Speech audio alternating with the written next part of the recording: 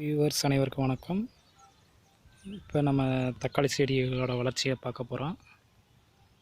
பாருங்கள், தக்காளி நம்ம நட்டால் தக்காளி எப்படிலாம் இருக்குன்னு பாருங்கள்.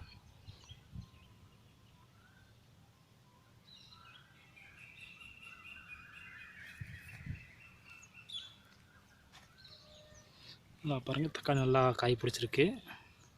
இதில் பார்த்தீங்கன்னா ஒரு தக்காளி புழு சாப்பிட்ருக்கேன் நினைக்கிறேன். மற்றபடி காய் நல்லா செடியில் நல்லா பிடிச்சிருக்கு.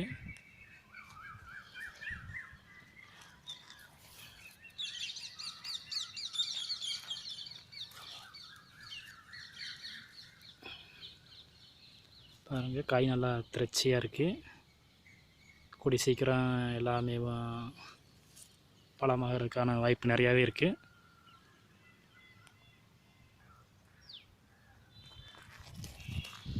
இங்கே பாருங்கள், நல்லா கொத்து கொத்தாக காய் காய்ச்சிருக்கு. கொத்து கொத்தாக இருக்குது. நல்லா செடியும் நல்லா இருக்குது.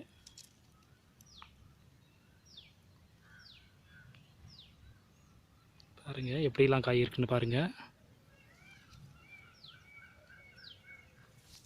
இந்த மாதிரி ஒரு 30 செடி இருந்தால் போதுங்க.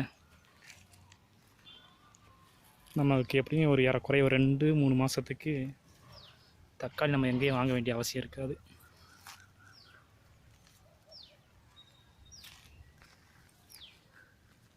பாருங்கள் எப்படி கொத்து கொத்தாக காய் வச்சுருக்குன்னு. கொத்து கொத்தாக இருக்குது அம்பட்டு காய் உள்ள.